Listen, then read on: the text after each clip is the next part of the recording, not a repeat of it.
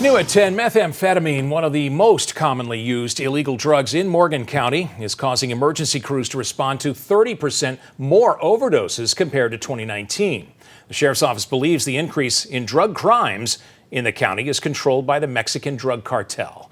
WAAY 31's Xavier Wary joins us live from Morgan County. And Xavier, you talked to authorities about what they're seeing and the one factor that is increasing the severity of it all. Yeah, Dan, Mike Swafford tells me that the use of meth is nothing new in the area. But since 2019, there are two things that have changed: the amount that's coming in and the threat of it being laced with fentanyl.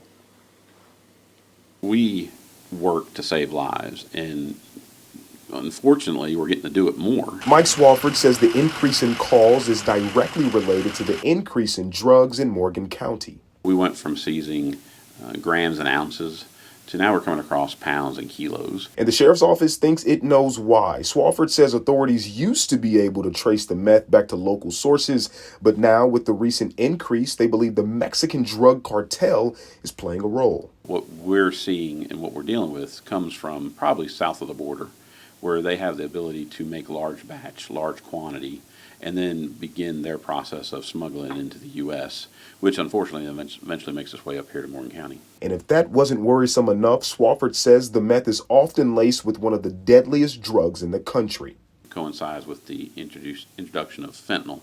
So we're seeing that show up in more and more places.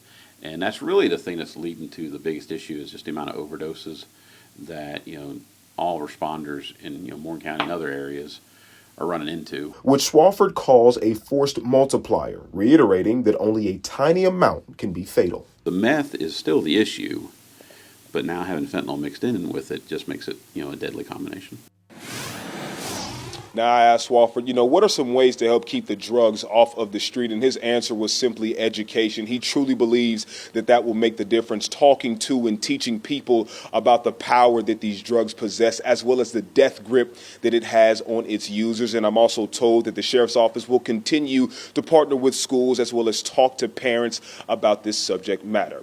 Reporting for you all tonight in Morgan County, Xavier Wary, WAAY 31 News.